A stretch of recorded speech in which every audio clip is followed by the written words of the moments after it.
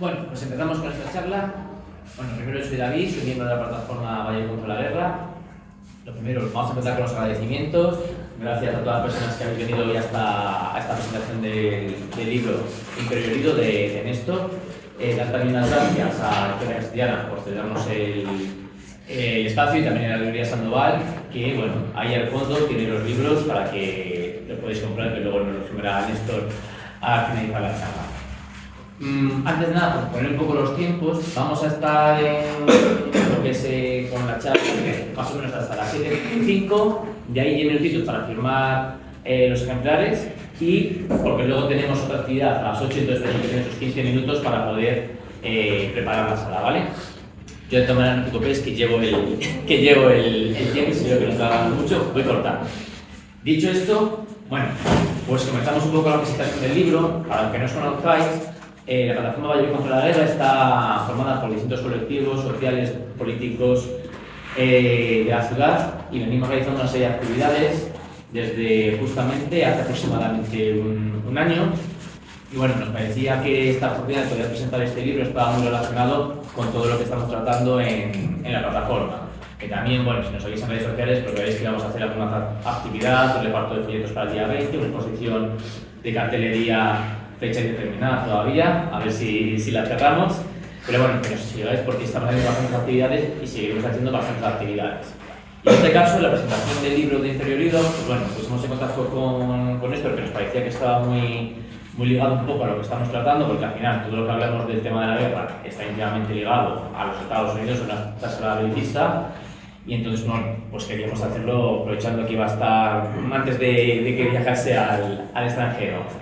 A Néstor, si no le conocéis, aunque yo creo que sí, porque últimamente ha cogido fama prácticamente mundial.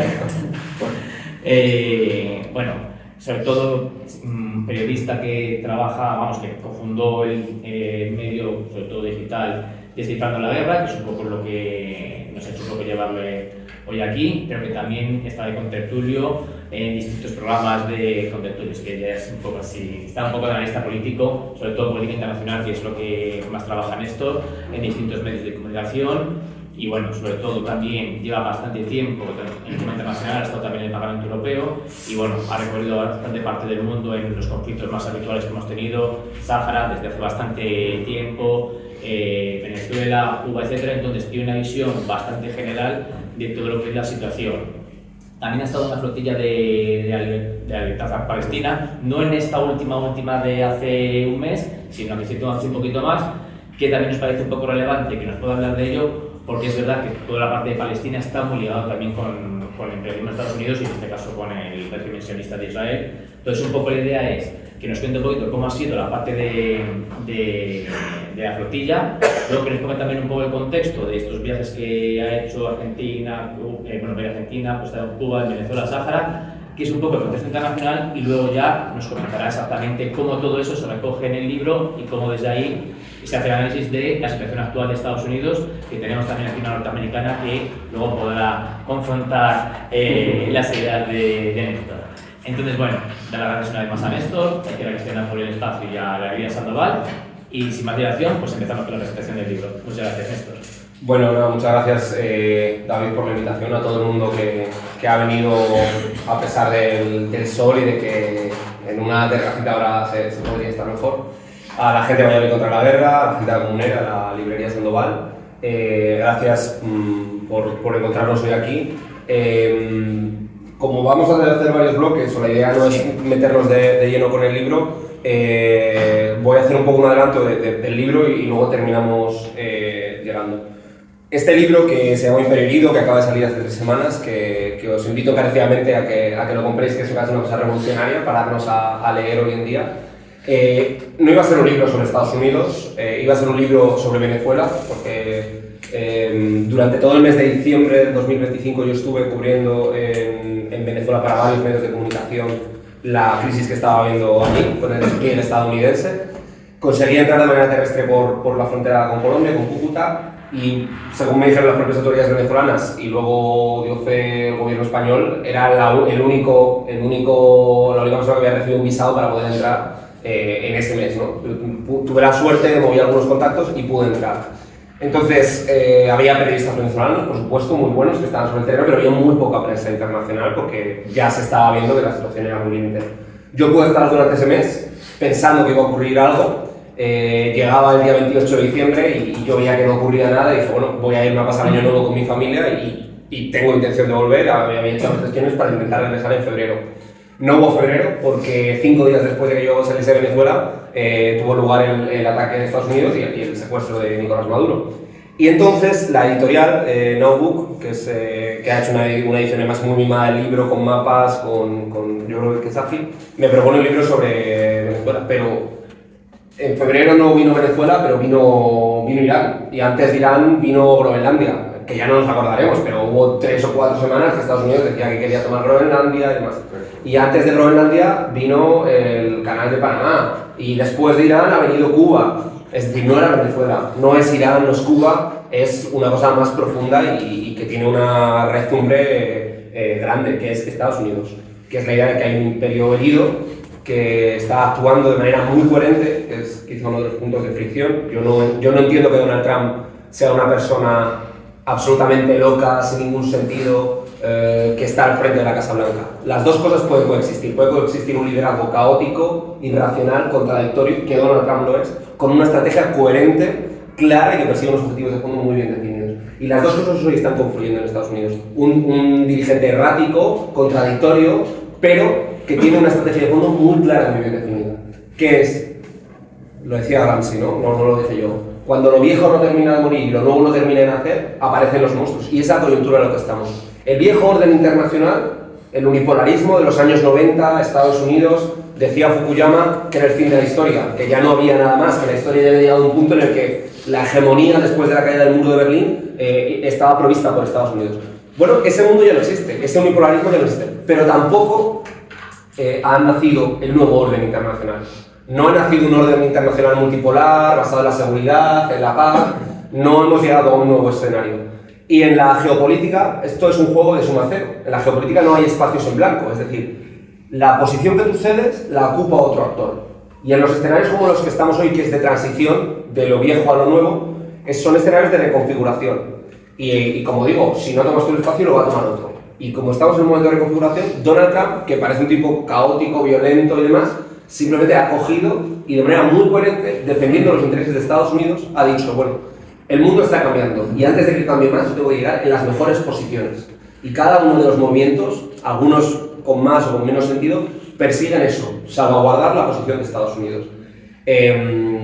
Venezuela, pues en buena medida es por supuesto el petróleo, aunque tiene también un carácter simbólico, ¿no? Porque Chávez y Maduro eran muy ofensivos, no tener tan cerca un socialismo caribeño así tan como era, pero sobre todo son recursos naturales. El Canal de Panamá, del que no nos acordamos, pero que fue el inicio de su administración, es una ruta estratégica. Groenlandia es una ruta ártica que reduce en un tercio el comercio de bienes. Y Groenlandia también son recursos naturales.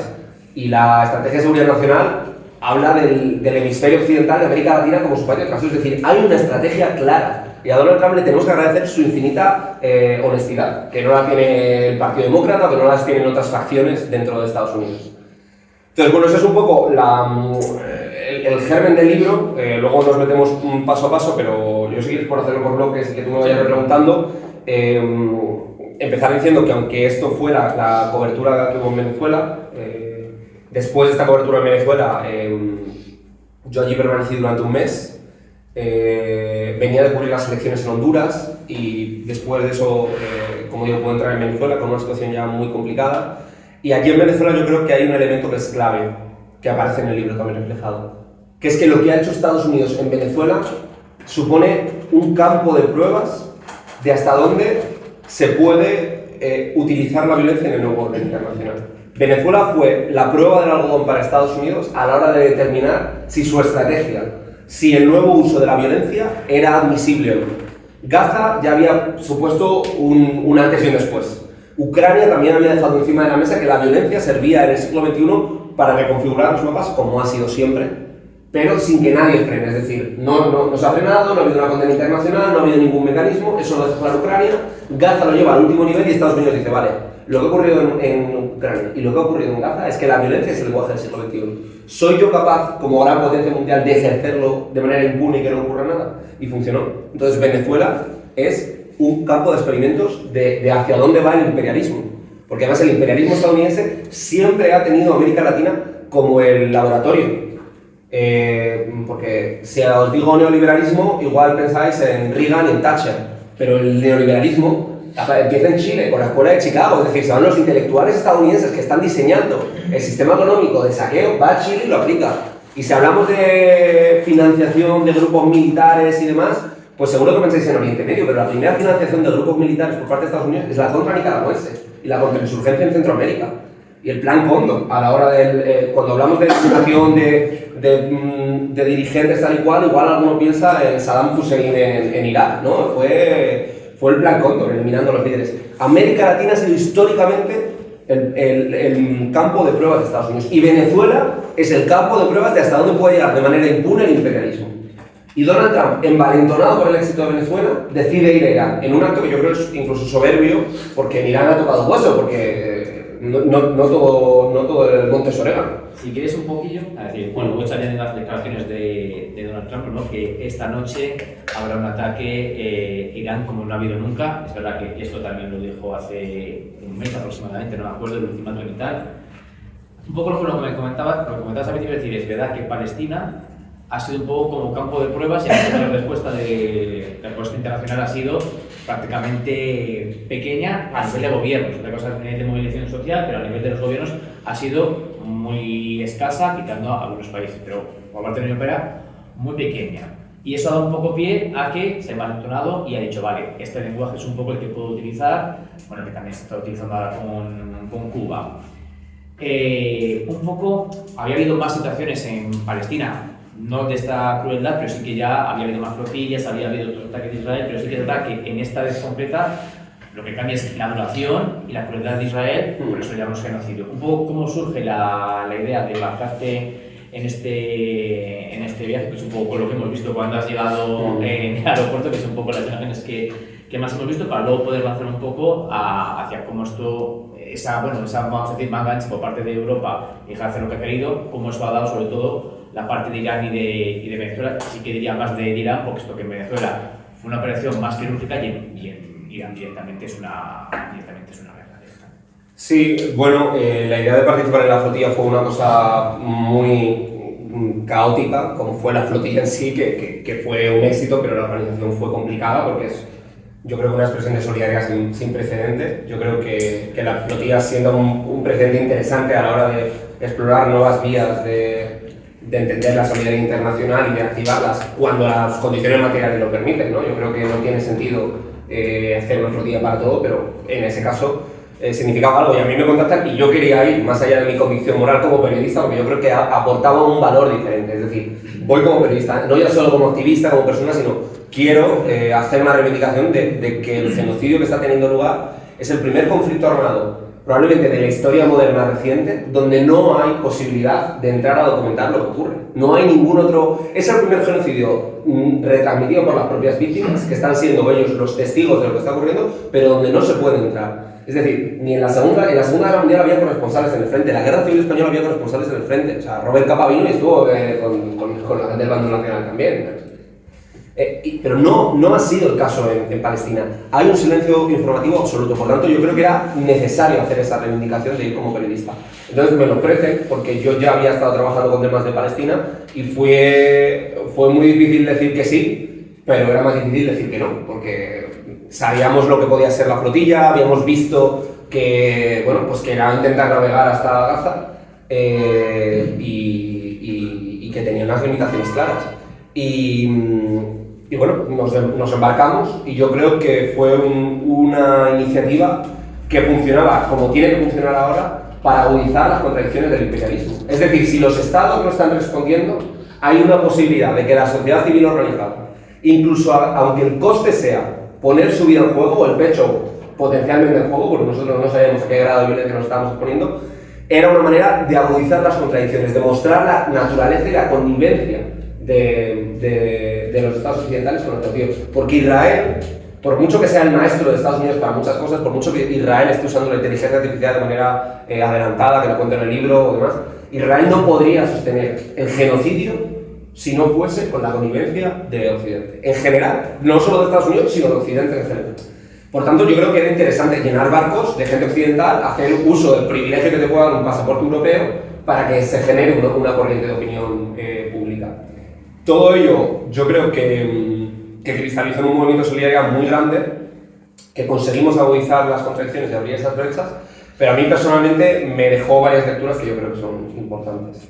La primera de todas, esto no es un libro de autoayuda, eso es lo malo, o sea, es un libro duro, jodido, y también la reflexión que traigo de la flotilla es la misma.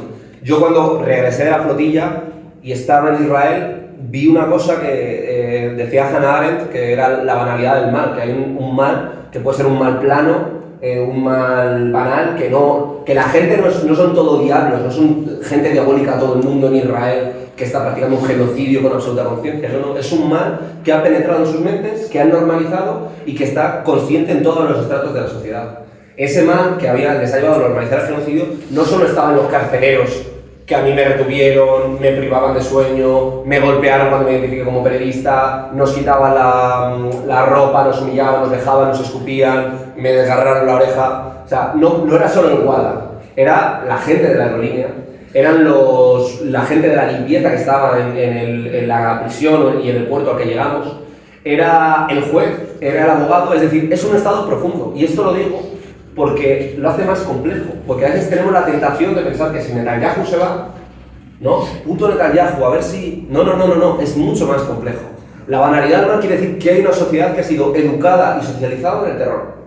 Y ese terror ha hecho que tengan un terror real hacia los palestinos, que ellos se crean el relato de que nosotros éramos terroristas, y por tanto nos trataron como terroristas para seguir alimentando su narrativa. Nos llevaron a una prisión en mitad del desierto del Negev, donde en los años 80, en los acuerdos de Oslo, se cierra esa prisión porque era un símbolo de tortura absoluto. La prisión de Kitzot, 1 de cada 50 varones palestinos en la década de los 80 pasó por la cárcel de Kitzot. O sea, es impresionante. Hay que leerlo y pensarlo y dimensionarlo para darse cuenta.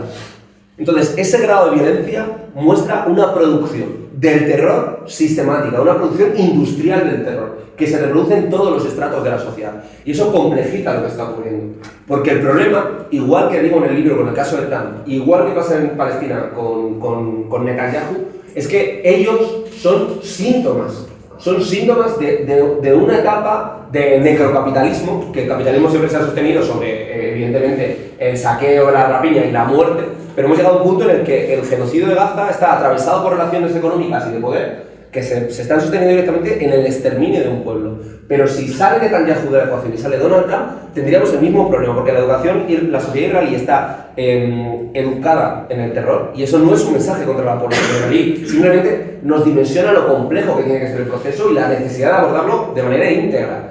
Y en el caso de Estados Unidos, Trump, que es, yo creo que es una tentación que tiene mucho la izquierda intelectual, socioliberal y demás, de decir, esto es un espasmo de la América profunda. Esto, los cowboys racistas de Texas, no sé qué, esta gente se ha organizado, votado y ha salido este tío que está loco, y más pronto que tarde va a volver un liderazgo racional, coherente y más o menos razonable de Estados Unidos. Que bueno, pues es una gran potencia, volverá al Partido Demócrata o volverá al Partido... No. Estamos ante una expresión que quizá es la más exagerada, pero que responde a unas condiciones objetivas. Las condiciones objetivas son la transición internacional está en marcha y Estados Unidos sabe que tiene mucho que perder, por tanto está actuando de manera coherente para salvaguardar todos sus intereses. Y el último extremo de la coherencia es apoyar el genocidio de Gaza para tener a su alfil en Oriente Medio en la mejor posición, atacar Venezuela para garantizar los recursos naturales y eliminar la presencia extranjera en América Latina. Y eso es lo que está encima de la mesa, un imperio libre. En el contexto de decir, realmente la última parte de Palestina, o sea, de este sentido, que se empieza con Biden. Biden es el que da el apoyo a Israel, y es verdad que luego que cambia la administración, también eso se mantiene, pero bueno, que ya Biden en su etapa, bueno, en sus últimos 6 meses, vamos a decir, que también tiene una postura, no vamos a decir que la misma, pero prácticamente de cara a Europa muy similar, porque muchas veces efectivamente decimos que como que es Biden, bueno, que Trump, pero que no, que esto es un poco la política de Estados Unidos que lleva aplicando bastante tiempo. Es verdad que ahora un pasito más allá, pero bueno, es un poco porque a veces decimos, bueno, solamente Trump, y caracterizamos un poco por que es un poco igual bufón, visto para Europa, pero bueno, esto lo empezó Biden. De hecho, bueno, las posturas sobre todo más de izquierdas en la campaña electoral americana, lo que incide mucho es en la parte de Palestina, y bueno, tanto él como su vicepresidenta no se acaban posicionando a favor de Palestina en ningún momento, y eso, bueno, puede ser una de las razones que le haga caer. También no habíamos comentado al principio, pero bueno, lo comento también un poco. Aquí habíamos tenido hace también un tiempo una charla con el embajador de Irán, porque claro, recordemos que la guerra con Irán es la segunda parte de la primera, que fue más quirúrgica, ¿no?, con el bombardeo de las centrales nucleares, o sea que también un poco por poner en contexto cómo ha ido pasando en principio operación quirúrgica a luego que podría ser la primera de Irán y Venezuela, hace ya, bueno, otras operaciones como la de Irán de ahora o como la que se espera de Cuba, y un poco también cómo ha ido girando. Si también quería que nos comentases un poco tema de Groenlandia, porque justamente cae un poco en el medio. Al final, la Unión Europea, cuando, bueno, al los viajes de la administración de Trump, en principio de negocios, pero bueno, a Groenlandia, la reacción tímida de la Unión Europea, más allá de un simple declaración de, bueno, una simple declaración en el Parlamento Europeo, como esa postura, como decimos, imperio herido, pero al final es un imperio herido, pero que Europa sigue totalmente sumisa a Estados Unidos, porque en un momento en el que se veía incluso hasta que puede invadir Groenlandia, Europa no hace absolutamente nada. No lo hace, como decimos en Irán, o igual decimos en Palestina, que igual te puede tocar menos, pero tampoco lo hace en Groenlandia. Un poco para hilar fotos, ¿cómo vuelves, cómo ves luego esta parte en Europa? Yo creo que, cogiendo un poco la parte inicial de tu intervención, el libro, yo creo que yo trabajo en la Universidad de Salamanca, además de hacer corresponsalía. Intenta no ser literatura académica porque eso es contrarrevolucionario, o sea, es imposible llegar y transgredir si escribes citando un APA y todo eso, pero tampoco vulgariza, yo creo que lo explica. Y los dos primeros capítulos del libro explican por qué el imperialismo se define a Estados Unidos como imperio, porque históricamente es un imperio. Si yo os pregunto a vosotros, haced el ejercicio mental, pensad en el mapa de Estados Unidos. Alguno lo ubicará, y algunos situará sobre todo la parte continental de Estados Unidos. Igual alguno de vosotros, si es muy lúcido y muy ágil, pondrá en un cuadradito Alaska, como metemos nosotros a las Islas Canarias. Pero ninguno de vosotros seguramente meta Puerto Rico, ni meta Guam, ni meta las Islas Vírgenes, ni meta Hawái. Y si os digo que Estados Unidos tiene 800 bases militares por el mundo, tampoco lo dimensionaríamos. O 23 enclaves que, según Naciones Unidas, no han tenido un proceso de descolonización. Es decir, Estados Unidos ha sufrido una expansión territorial hasta configurarse en imperio. Y los dos primeros capítulos del libro precisamente lo explican, de cómo es un imperio con todas las de la ley. Es decir, es un imperio desde la expresión más tradicional de las 13 colonias, que era un extremo en la costa este americana. Se expande, cercenando por el camino al Imperio Español, al Imperio Francés, al Imperio Británico y a México, como estaba diciendo. Es decir, es un imperio que se expande continentalmente. Y cuando termina el continente, se expande fuera y va a por Hawái, derrocando a la monarquía local, fomentando una revuelta, que la cuento por encima. Se va a Alaska por el interés que tenía, y después se va a Filipinas. Tiene un fideicomiso en el Pacífico Sur. Entonces, es un imperio con todas las de la ley. Y ese imperio tiene una continuidad imperial, y lo cuento también en el libro. No solo es un imperio porque tiene una política expansionista con una base económica, es un imperio porque hay una continuidad. Porque si os digo, no, es que Trump, con esto de Cuba, la administración que impone el bloqueo genocida sobre Cuba es la administración de John Fitzgerald Kennedy, que es un presidente demócrata. Si decimos, no, es que el tema de Estados Unidos con China, el primer presidente que define a China como un enemigo sistémico es Barack Obama. Y el primer presidente que pone sanciones a Venezuela con Hugo Chávez es Barack Obama. Y la guerra de Vietnam, que es el símbolo antiimperialista por excelencia, la aplican las dos administraciones, republicana y demócrata. Entonces hay un imperio, y se explica en el libro por qué es un imperio, porque ellos no se dicen como imperio, a veces dicen que son potencia liberadora, y hay continuidad imperial en las dos administraciones. ¿Qué ocurre? Que el imperio, que nosotros decimos imperio, pensamos en imperio. Vemos legiones romanas, galeones españoles, a la reina Isabel II, ¿no? Igual, o sea, podemos ver todo eso. No, el imperio no es solo violencia y coerción. El imperio es Hollywood, como elemento de proyección cultural, que hace deseable y realizable el ideal estadounidense. El imperio es el dólar, el FMI y el Banco Mundial como herramientas que configuran las relaciones económicas globales. Y el imperio, en último término, es la violencia. Entonces, el imperio durante mucho tiempo no ha tenido que recurrir a ese extremo de la violencia, pero cuando ha hecho falta, lo han hecho ambas administraciones. Quizá Trump como dice el refranero castellano, que es muy rico, para ese viaje no hace falta estas alforjas. Señor Trump, quizá no hacía falta hacer todo lo que ha hecho con tanta violencia, pero él deja claro que la violencia sigue siendo una herramienta legítima. Y lo hemos visto en Groenlandia, yendo a tu pregunta, porque claro, tenemos en el radar en nuestra cabeza Venezuela, Irán y a lo mejor Cuba, porque las amenazas son muy bruscas, pero hay casos donde Trump no ha llegado a usar la violencia porque no le ha hecho falta, que son Groenlandia, que la Unión Europea de manera vergonzosa firma un acuerdo secreto del que no tenemos todavía conocimiento fehaciente después de que Estados Unidos amenazase con invadir un territorio que pertenece a Dinamarca, país miembro de la Unión Europea y fundador de la OTAN, amenaza con invadirlo y la Unión Europea cede, firma un acuerdo secreto que le otorga explotación de recursos naturales favorables y la ruta del Ártico, que es estratégica en el mundo en el que viene, y no pasa absolutamente nada. Y otro ejemplo, quiero decir, y esto pasa con Groenlandia y ahora vuelvo a la Unión Europea, pero pasó, por ejemplo, con el canal de Panamá, que no nos acordaremos, o no todo el mundo tiene tiempo de estar parado, pero el canal de Panamá fue lo primero. Llegó Trump a la Casa Blanca y llegó diciendo en un discurso que iban a recuperar el canal. Y al final el gobierno de Panamá lo que hizo es rescindir los contratos que tenía con China y concedérselos a Estados Unidos.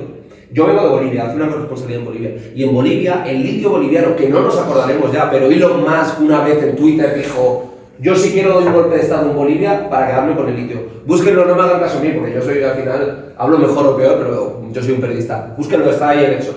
Bueno, el litio de Bolivia, que tenía explotación a 35 años con Rusia, China y empresas asiáticas indias, se ha revertido, se ha parado el contrato y se le han dado a empresas europeas y estadounidenses. Todo eso pasa por debajo de nuestro radar porque no utiliza la violencia. Porque las herramientas de coacción funcionan antes de que necesita la violencia. Pero cuando Trump ha fracasado en lo demás, ha usado la violencia. Y ahí lo hemos visto en el caso de Irán, con una reacción absolutamente desmedida. Y con... Lo que decías también en Argentina, ¿no? En la segunda parte de las elecciones argentinas también hacen una intervención a favor de una línea de crédito especial que solamente se dará si, en el caso de que Milei gane la parte. Estados Unidos es un imperio porque un imperio, por definición, tiene relaciones económicas basadas en la simetría. No puede ser de metrópoli a colonia, puede ser de capital a fideicomiso, o puede ser de imperio a tercer país. Y las relaciones económicas asimétricas es incluso decir: te voy a proponer un crédito que solo lo vas a tener en condiciones favorables si gana mi candidato. Y Trump está haciendo eso en América Latina porque América Latina juega un papel claro, específico.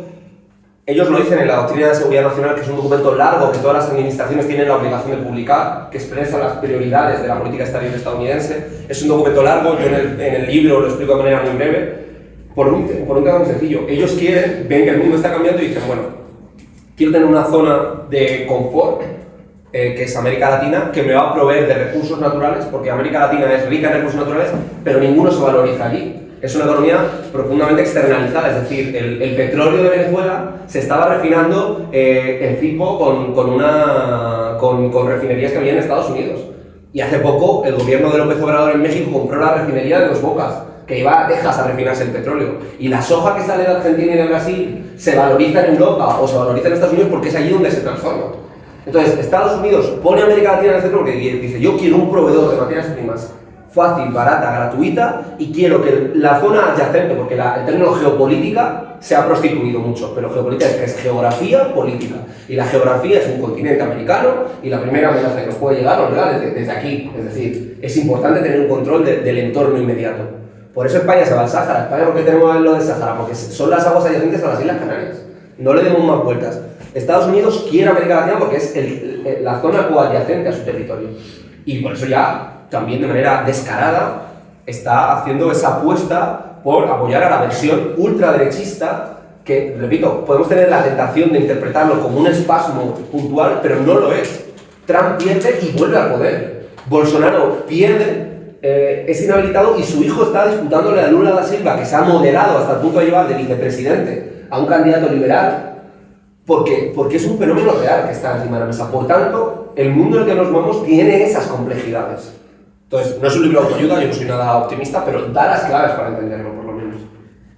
Y un poco, digamos, en este punto, vamos un poco más a la actualidad. tenemos la guerra de Irán, tenemos sobre todo también la parte de Cuba, que también hace poquito estuvo aquí un representante de la embajada de Cuba hablando un poco de lo que estaba siendo el bloqueo, la última parte sobre todo de este bloqueo brutal, que tiene, pues por un lado, la parte de Irán sería más enfocada hacia dar apoyo a su aliado que es Israel y a los temas recursos naturales, y la parte de Cuba un poco más a la ideología política simplemente, ¿no? de los países que son un régimen socialista.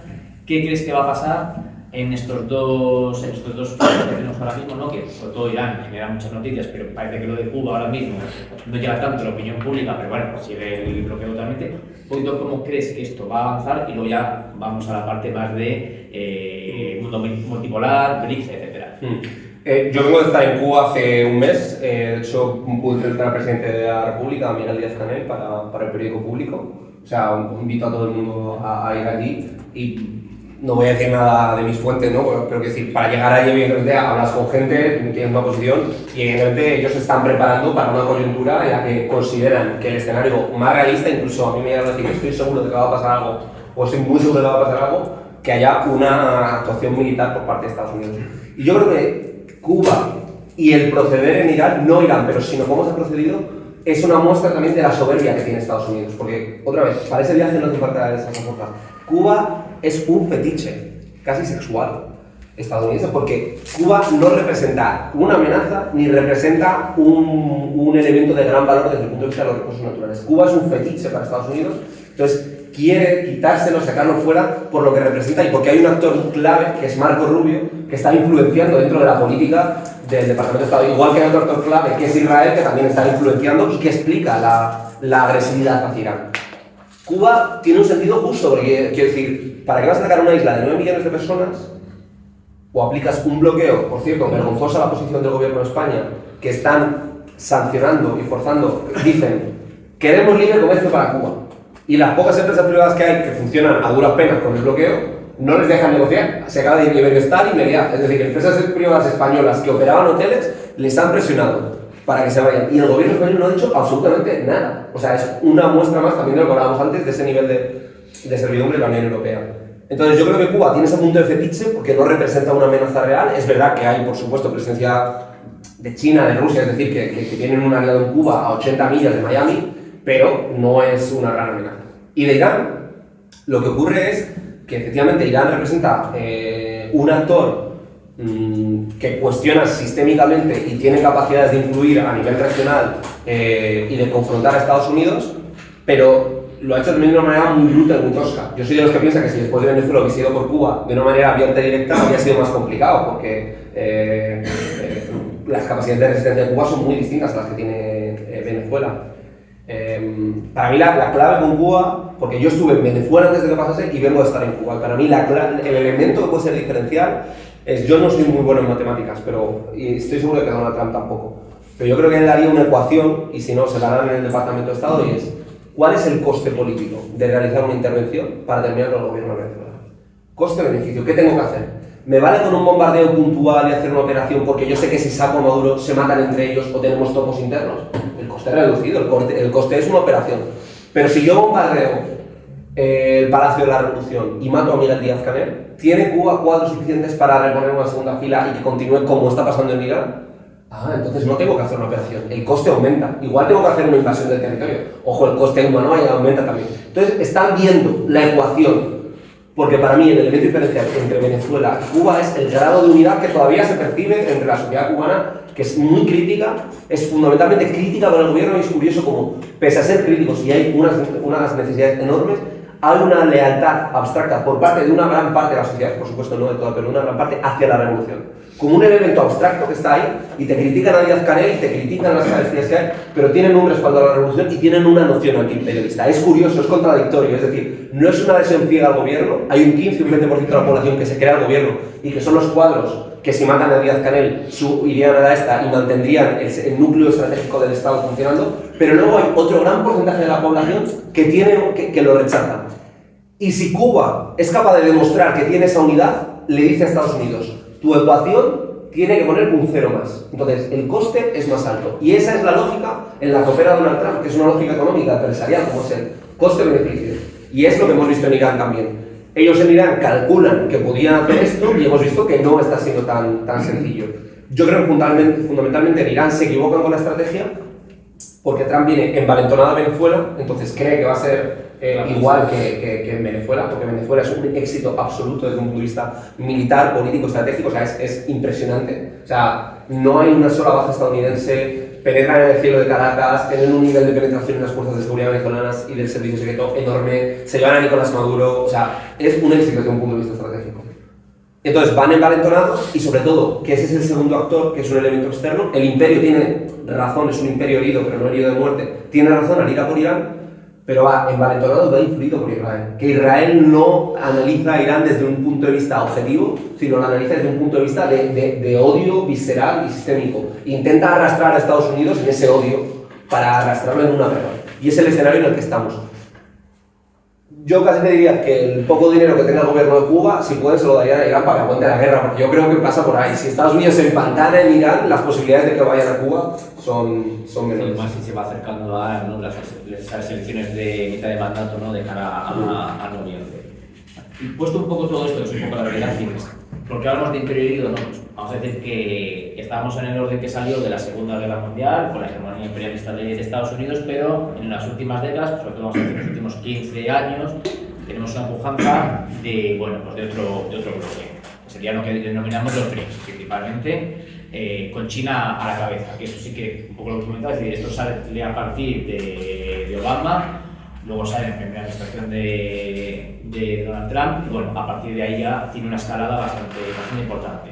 Es un poco lo que hablamos del mundo multipolar, ¿no? Vamos a decir que tendríamos el imperio americano, pero también tenemos un contrapeso, que serían los BRICS, y es un poco lo que nos lleva a esta dinámica que estamos ahora de, en esa competencia, asegurarme por la parte, por ejemplo, de materias primas.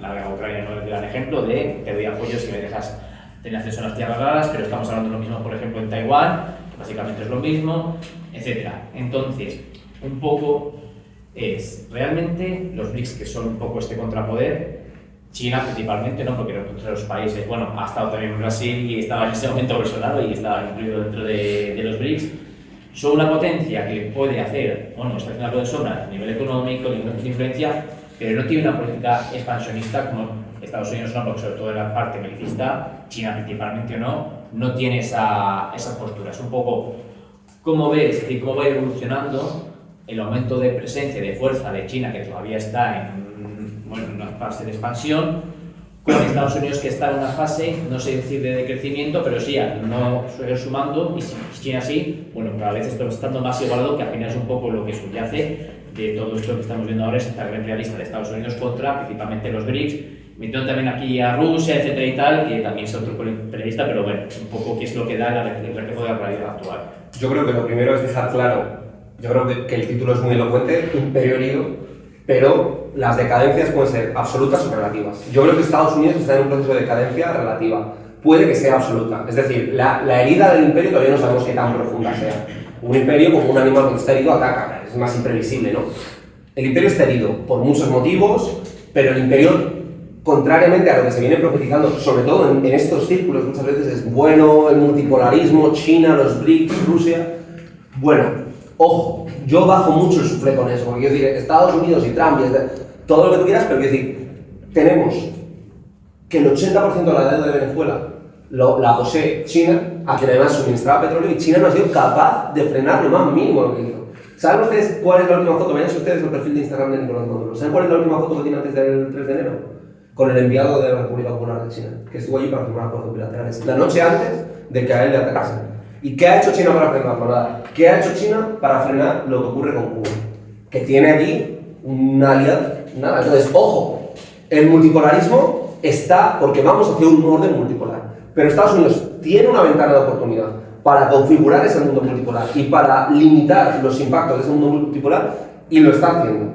Estados Unidos ha demostrado que todavía tiene capacidad, a través de la violencia, de condicionar el mundo y el mapa y que nadie actúe. Porque nadie ha frenado el genocidio en Gaza, nadie ha frenado lo que ha ocurrido en Venezuela y nadie ha frenado lo que ha ocurrido en Irak o en Cuba.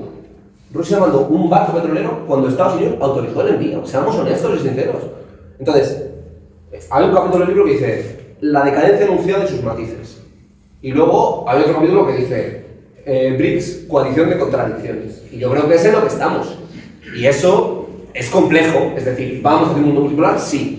Estados Unidos está, a través de la violencia y de su estrategia, configurando que ese mundo multipolar llegue a un equilibrio de fuerzas beneficioso para él. Y lo puede hacer bien. Entonces, los BRICS, yo creo que efectivamente son un contrapoder significativo, importante, pero Estados Unidos todavía tiene elementos, por lo que yo digo que no es un imperio de muerte. El primero, el 65% de las transacciones mundiales y de las reservas de todo el mundo sigue siendo el dólar. Es decir, una moneda que emite la Reserva Federal Americana y que depende de los tipos de interés y de las políticas monetarias que dicta Washington, ¿vale? Es decir, es así. El modelo SWIFT de transferencias bancarias, que a nosotros nos da igual, pero que es el modelo con el que se compra absolutamente todo y con el que los estados dicen sus políticas, sigue siendo el mayoritario, lo controla Estados Unidos.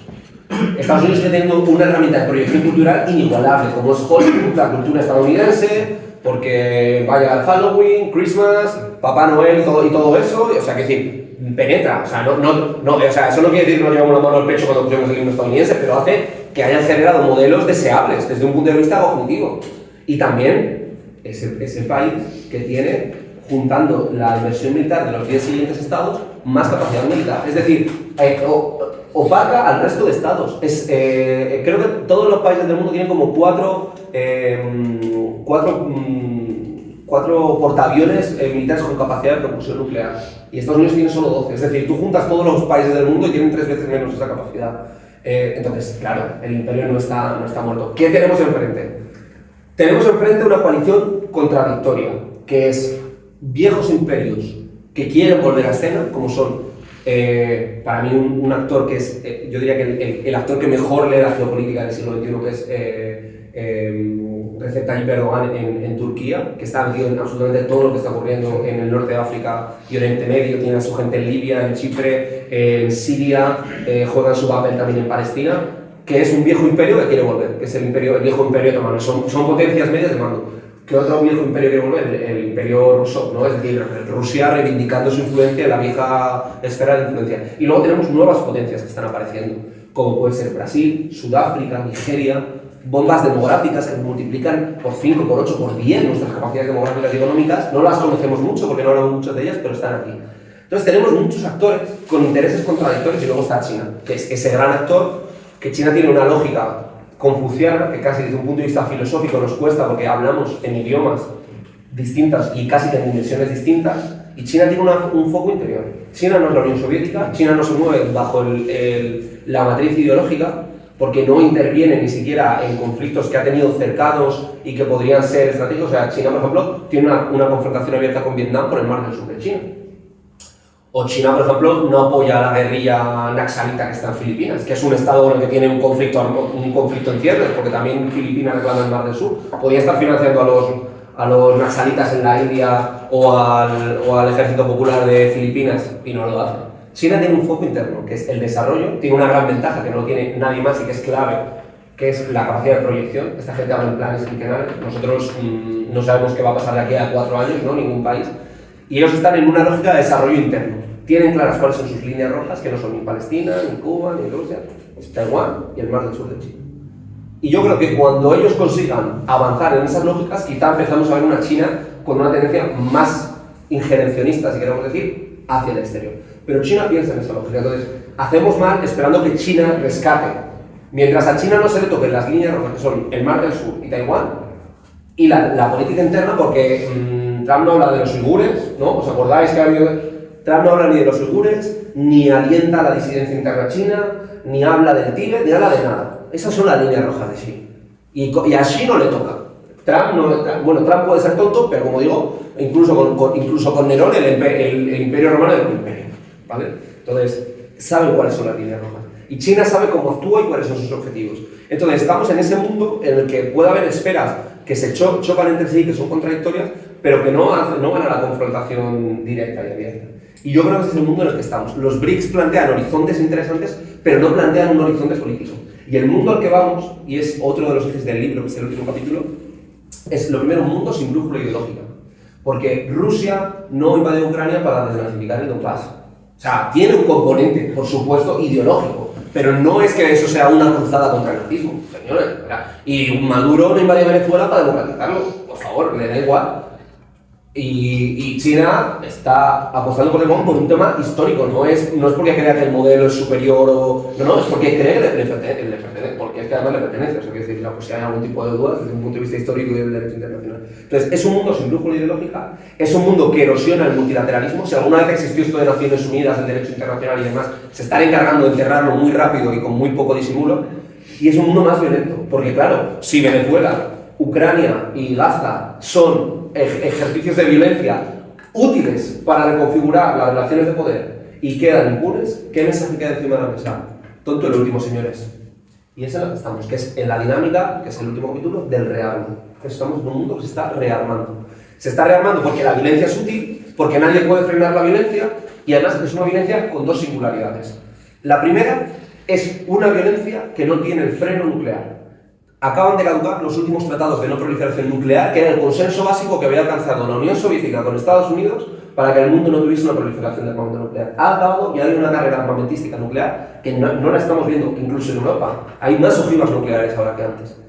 Pero eso a mí me da un poco más igual. La segunda característica del rearme, que a mí me parece preocupante, es la tecnologización y la automatización de la violencia.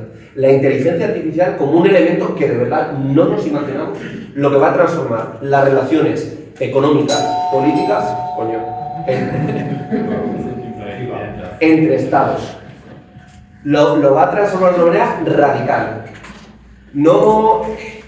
Ya lo puso en práctica Israel, que Israel había un algoritmo que determinaba cuál era el objetivo militar en Gaza y daba 20 segundos, lo cuento también en el libro, para que un técnico militar humano revisase y dijese si era verdad o no. 20 segundos para determinar si una persona va a ser bombardeada. Esa es la lógica. Primer ejemplo, Gaza hace unos meses. Segundo ejemplo, enero de este año. Se filtra una foto de la preparación que está haciendo en el gabinete de crisis de Donald Trump y se ve que habían estado simulando masivamente el escenario de la invasión a Venezuela con Anthropic, con Cloud. Es decir, usan la inteligencia artificial como un elemento prospectivo. Y eso nos mete en una dinámica súper peligrosa y que es una espiral que es muy difícil de romper. En primer lugar, si la violencia es legítima, si yo no me armo soy vulnerable. Por tanto, me tengo que armar. Y en segundo lugar, si el nuevo armamento es automatizado, si yo tengo que confrontar con otro actor y estamos los dos en esa lógica de violencia automatizada, voy a tomarme yo 20 segundos si la inteligencia artificial progresivamente me lo puedo bajar a 19, 18, 17, 16... Es decir, cuando el algoritmo del enemigo pueda determinar que yo puedo ser atacado y que mi objetivo militar es plausible en 10 segundos, ¿yo me voy a tomar los 20 para hacerlo?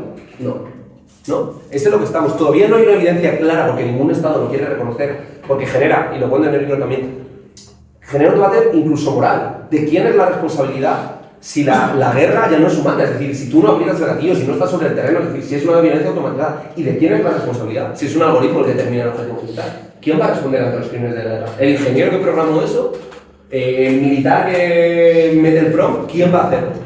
Pero sobre todo, genera esa lógica peligrosa, es una espiral de la que es muy difícil salir. Porque si la violencia es legítima, me rearmo. Y si el rearme es automático, lo apruebo. Y si el rearme automático cada vez requiere menos tiempo, cada vez voy a apostar más por ello. Y nos lleva a una lógica, como digo, todavía no hay una prueba de que se haya hecho ya una violencia automática en que ellos salgan un dron y le dejan que actúe completamente, en el que ellos ni siquiera lo están viendo, pero se cree que ya está pasando. Y esa es la lógica hacia la que vamos. Es un mundo tremendamente complicado. Efectivamente, como ya habéis visto, no es un libro de autoayuda, pero es un libro que nos ayuda a entender las claves del mundo en el que estamos.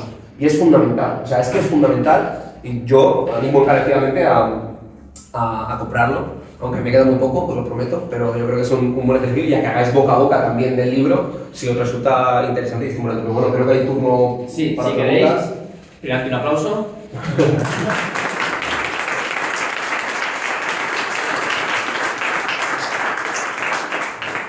Tenemos 10 minutos para preguntas, entonces cogemos varias palabras y las respondemos todas de un día. Entonces, por ahí veo a Ildefonso, por aquí... Pablo. ¿Cómo? Pablo. Y está una chica también, si se anima a preguntar, que tenemos una norteamericana, bueno, pues Marcos, Rodri y Samantha. Con estas 5, que sean breves. Luego nos llevamos a la tertulia. Sí. Luego, si no, luego en la salida ahí también tiene los 10 minutos, que luego tiene 30. Vale, pues empieza Ildefonso. Pregunta sintética, creo que la vas a entender. Un poquito más o menos. Pregunta sintética que se entenderá. Unión Europea, que no la has tocado así mucho. ¿Dónde está y a dónde va? Las élites europeas y los capitalistas europeos tienen sus grandes estudios, el que ha hecho el último primer ministro italiano, etcétera, no recuerdo ahora mismo el nombre, bueno, han hecho diciendo que, por otro lado, Estados Unidos está estrangulando energéticamente Europa, lo hizo por la volcadura del Nord Stream y con otras medidas. Europa está estrangulada presupuestariamente y parece que aboca una derrota en la carrera industrial tecnológica con Estados Unidos. No es capaz de seguir al ritmo, sobre todo si tiene que atender una guerra en Ucrania a la que le ha lanzado Europa, le ha lanzado Estados Unidos. Tampoco es que nuestros partidos demócratas sean para aplaudirles, pero tenemos a la extrema derecha ahí asomando muchísimos países. ¿Cómo ves a Europa en ese marco del imperio europeo? ¿Pablo? Bueno, yo quería agradecer todo el trabajo que hacéis en Descifrar la Guerra, la verdad, que sigo desde que se fundó. Y sobre Venezuela quería preguntar si el golpe se dio con algún tipo de pacto interno de, bueno, sacrificamos a Maduro, o fue una traición total de, no sé, del sí o quién fue. ¿Marcos? Sí, yo te quería preguntar si en el libro trataste la cuestión de como que igual que como Cuba has dicho es el fetichismo de los liberales estadounidenses, como acabar con ello, como el fetichismo que hay por ciertos círculos más socialdemócratas o de izquierdas en Europa hacia todo lo que son los contrapartes del imperio americano. Es decir, como que parece que si la India o Rusia o China como critican a Estados Unidos o tienen pues, objetivos que son contrapuestos, parece que son como el aliado, ¿no? Como si mañana ganaran esta carrera, parecería que si este imperio herido termina por morir, parecería que el nuevo mundo es el mundo libre de opresiones, ¿no? Con estas grandes potencias al frente. Me preguntas, o sea, ¿por qué se da este cambio en la estrategia de la administración? Porque que parece que se nos olvida, porque opaca el mandato actual de Trump, parece que opaca el anterior que tuvo de 2016 a 2020. Entonces, ¿por qué se da estos cambios? Porque parece que en 2016 a 2020 ese mandato, ese primer mandato suyo, parece que sí medianamente cumple las promesas de campaña que dijo, de no iniciar una guerra y de hecho de devolver las tropas estadounidenses a casa, y porque ahora en este mandato eso cambia. Y Samantha. Sí, bueno, o sea, yo soy del 89 en Estados Unidos, claro, estamos acostumbrados a todas las noticias sobre invasiones, ataques a objetivos estratégicos, financiación de grupos militares, lo que te puedas imaginar. Yo no termino de ver la ruptura con el pasado de Estados Unidos, con lo que yo he visto a lo largo de mi vida y generaciones anteriores han visto pues, a lo largo de sus vidas. Yo donde sí veo un cambio, bueno, claro, es en la posibilidad de la comunidad internacional. Ahí sí que veo que hay pues efectivamente una sumisión y una falta de respuesta, una falta de reacción, pero claro, lo que es Estados Unidos utilizando la violencia o los medios a su disposición en la medida que hace falta a lo largo de su historia para servir sus intereses, pues eso yo lo veo como una constante. Vale, pues yo creo que con estas, que son bastante interesantes, nos responden esto a todas las que puedan. No son preguntas fáciles. No, agradecer las preguntas. Yo creo que por ir en orden con la primera que se refiere a la Unión Europea, yo creo que es muy... No sé dónde está el compañero, justo ahí detrás. Yo creo que es muy pertinente y yo creo que el imperio herido deja en fuera de juego para mí a dos grandes actores. El primero es a la Unión Europea. El imperio herido deja muy claro que son aliados prescindibles, deja en evidencia el discurso de la Unión Europea, de haber podido confiar a Estados Unidos, deja en evidencia que no hay autonomía estratégica, deja todo eso en evidencia. Y el segundo, que hilo con lo de Marcos, porque luego me detengo en lo que comentaba, son los otros. Es decir, el multipolarismo ya está aquí, Estados Unidos está en decadencia, bueno, pues a los dos, Estados Unidos ha usado la violencia a costa de Europa y a costa de actores que no han podido alterar ese equilibrio y evitar que el imperio gane influencia.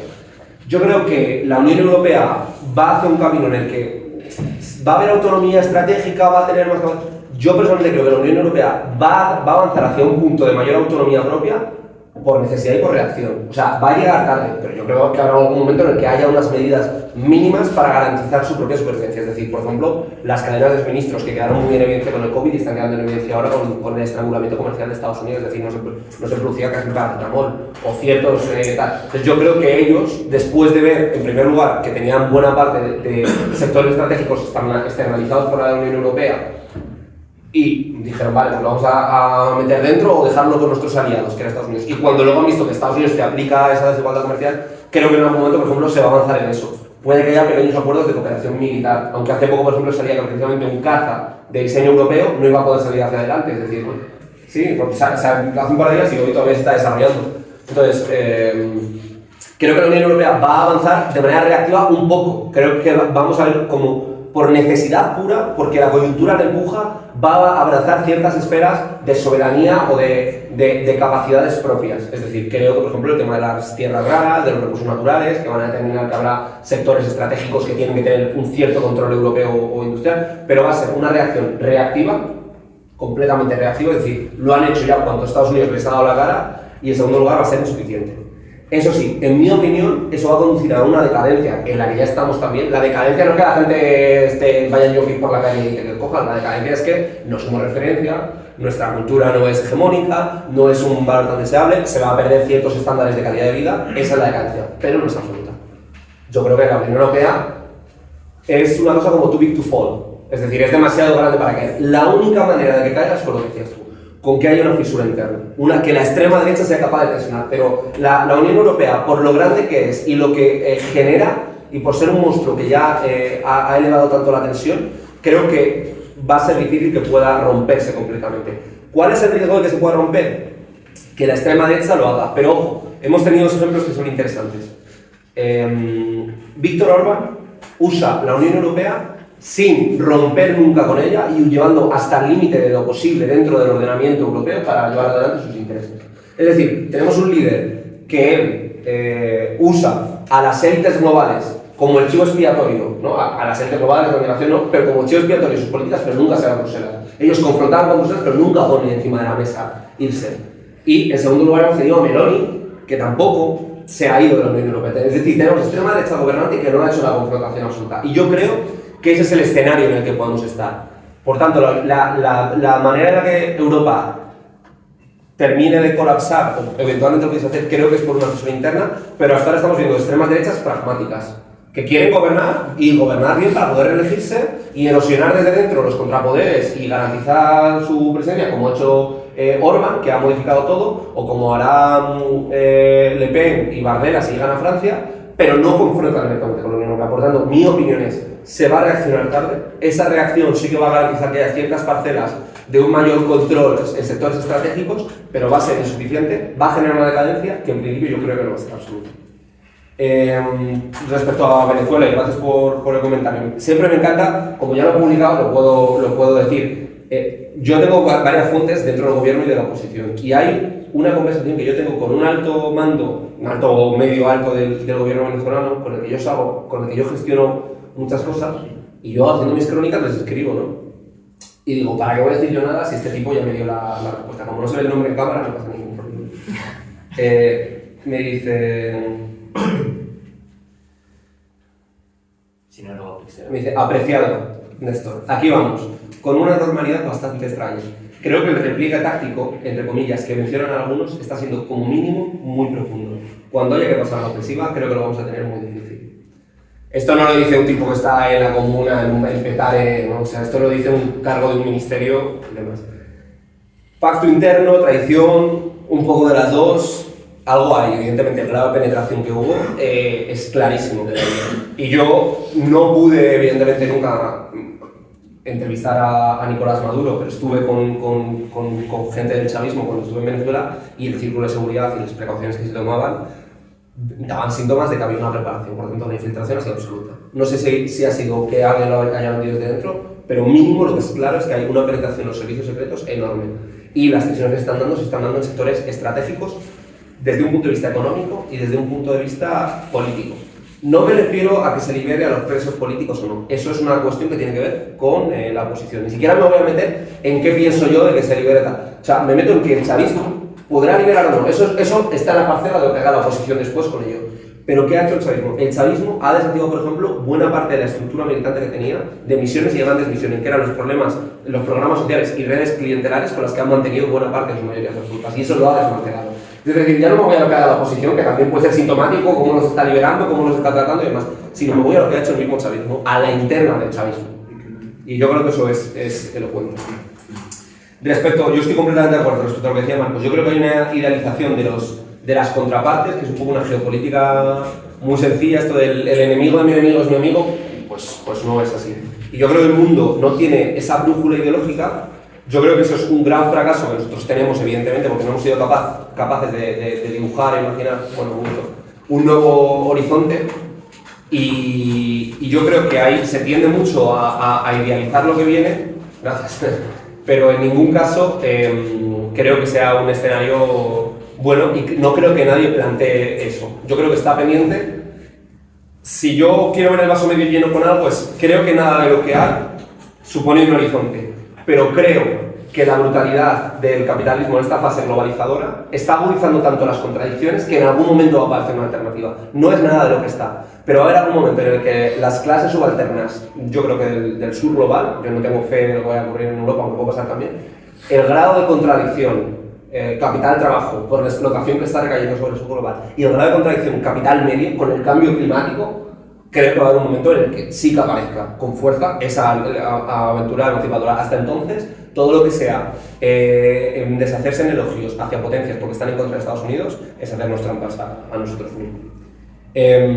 Con respecto a lo que decía Rodri, de Trump 1.0 contra 2.0, tío, si Trump ya estuvo 2016, 2020 y ahora está aquí de nuevo. Efectivamente, es muy interesante. Trump tenía el mismo intelecto, era igual de influenciable o de influenciable y probablemente tenía la misma voluntad injerencionista. ¿Os acordáis que ya aumentó las sanciones contra Cuba, contra Venezuela, la guerra comercial con China? Hizo lo mismo. ¿Por qué no pudo ir más allá? Porque efectivamente tenía contrapesos internos, porque yo insisto, la política es coherente, la política es salvaguardar los intereses de Estados Unidos y este tío simplemente es la versión más descarnada. La primera administración no puede ser tan descarnada como él quisiera porque tiene contrapesos. ¿Qué contrapesos tiene? El primero interno dentro del Partido Republicano. Él llega como un outsider que gana frente a candidatos que estaban muy bien metidos dentro del establishment republicano, senadores, gobernadores, bueno, una de estas, y él poco a poco limpia todo eso y cohesiona el Partido Republicano de manera clara para que le elijan en las elecciones del 2020 y le vuelvan a elegir en las elecciones del 2024. Por tanto, el control del partido desaparece. Y en segundo lugar, durante su primer gobierno, consigue las mayorías suficientes para erosionar los contrapesos institucionales. Mete 3 jueces o 2, no me acuerdo ya, en el Supremo estadounidense que están allí hasta que se mueren, o sea, es como un tema papal, ¿no? Es impresionante. Entonces cambia los equilibrios de poderes, gana la mayoría en el Congreso y en el Senado y por tanto tiene un escenario para, ojo, yo ya era así, lo que pasa es que ahora puedo ejercerlo con mayor vehemencia. Trump ya rompió todos los techos que imaginábamos en cuanto a la actuación de Estados Unidos. Ahora no ha hecho más porque tiene menos frenos. Y ya por último, la ruptura con Estados Unidos, que decía, yo estoy de acuerdo, yo creo que no ha habido una ruptura nunca, creo que se está potencialmente el mundo, creo que Donald Trump está acelerando la transición y la crisis geopolítica, pero yo creo que también es inevitable, es decir, Estados Unidos en algún momento iba a entrar en crisis y creo que es inevitable que los pueblos del mundo y amplios sectores le pasen factura. Pero como Estados Unidos yo creo que es consciente de que no puede ser un imperio global absoluto para siempre, es un precio que puede estar dispuesto a pagar. El no caer bien, el no generar simpatía, el no poder hacerlo. Para mí la gran duda, que tampoco soy optimista, es ¿puede llegar a esa ruptura desde dentro de Estados Unidos? Yo pienso que no, y creo que la ruptura, si puede llegar, no va a llegar por Bernie Sanders o tal, porque hemos visto que nos han tapado absolutamente, es decir, ni siquiera les han dejado intentarlo, luego habrá que ver si cuando lo intentan tenían esa capacidad. Yo creo que el único elemento que puede frenar a Trump no es la movilización en la calle de Black Lives Matter, ¿os acordáis? No es la movilización en la calle de No Kings que ha habido hace poco, es el propio movimiento MAGA erosionado por los papeles de Epstein y tal. Entonces, es triste, ¿no? Casi como que hay que esperar que la guerra civil no la vamos a ganar nosotros. La guerra civil la van a hacer ellos y esperemos que ganen menos malo, ¿no? O sea, ese es el drama del imperio. Vale, pues yo creo que con esto, que vamos súper bien de tiempo, yo creo que damos por finalizado. Primeramente voy a decir, tengo que hacer publicidad, ¿no? Tenemos aquí, para subsanar un poco todos los gastos que tenemos, las actividades que hacemos en la plataforma Mayor contra la Guerra, bueno, pues aquellas personas que podáis hacer una pequeña aportación, pues nos vale para poder hacer este tipo de actividades. Agradecer de nuevo a Izka por dejarnos el espacio, a Néstor por venir, y ahora, bueno, pues tenemos un espacio para que podáis comprar los libros y que os lo firme Néstor. Lo vamos a hacer directamente donde está Miguel, para que ahí se puedan comprar y pagar, y ahí aprovechamos y lo firmamos.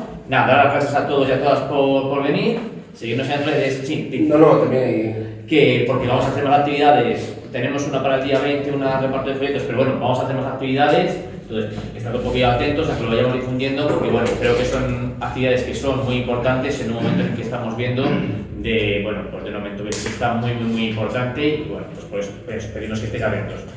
Y si quieres cerrar. Sí, no, simplemente agradecer a la gente de Valladolid que también me trata, que ya tuvimos una charla hace unos meses y demás. Y agradecer a todo el mundo que ha venido hoy aquí. Espero que hayáis disfrutado de la charla, que haya sido amena. Animaros, por supuesto, a coger el libro, que yo creo que es estimulante. Es decir, puede que por lo menos plantee incógnitas, interrogantes que motiven a hacerlo. Y yo creo que era la reflexión que hoy he hablado con el Norte Castilla, que hay que agradecer que por lo menos consigamos de vez en cuando colaborarnos en estos medios, que la política internacional, de la que tenemos un déficit histórico en España, porque nunca ha sido una materia importante, es algo de lo que no podemos prescindir a día de hoy. Porque condiciona de manera tangencial absolutamente todo, desde el campo castellano, ¿no? Es decir, de que el trigo que está llegando de Ucrania libre de aranceles por la decisión de la Unión Europea está hundiendo el precio del trigo que hay aquí en Valladolid, a la FASA y la exportación de... O sea, absolutamente todo. Entonces, el libro, que no es un libro sobre Estados Unidos, es un libro para entender el mundo considerando la potencia más grande, yo creo que contribuye a ello y deseo que ojalá muy pronto podamos volver aquí, no sé si con otro libro o con otra cuestión, y agradeceros enormemente de verdad que hayáis venido. Muchísimas gracias. Muchas gracias.